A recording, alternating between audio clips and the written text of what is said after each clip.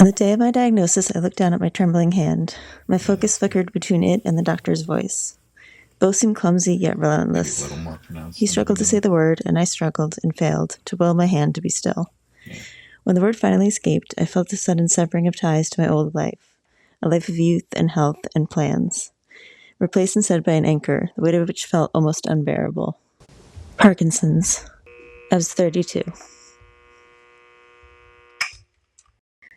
Afterward, I remember thinking, shouldn't there be some sort of pamphlet or manual or something to tell me what comes next? What would that look like? Surely, a manual would have told me how rare my situation was. A statistical anomaly, really. Only about 2 to 5% of Parkinson's diagnosis occur before the age of 40. I was 32. Yet there I was in that moment, joining the over 10 million people worldwide connected by this disease. The manual would have explained dopamine, how it drives our body's functioning, and how desperately you'll miss it once it's gone.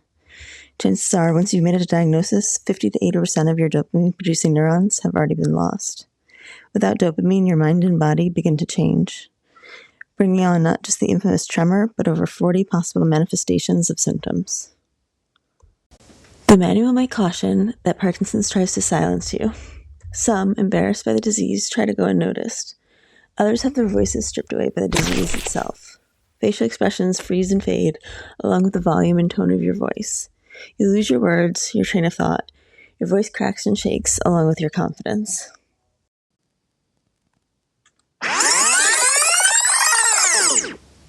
Yeah, it would have been helpful to get this information on the day of my diagnosis, but I also wonder, what might such a manual leave out?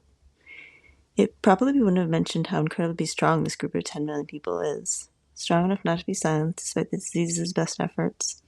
Strong enough to fight for the treatments and cure we deserve, in a world where it sometimes seems that the more scientists discover, the less they understand. A manual wouldn't be able to predict the friends and family and strangers who would show up. No one would say the exact right thing, or even the wrong thing, but they'd say something.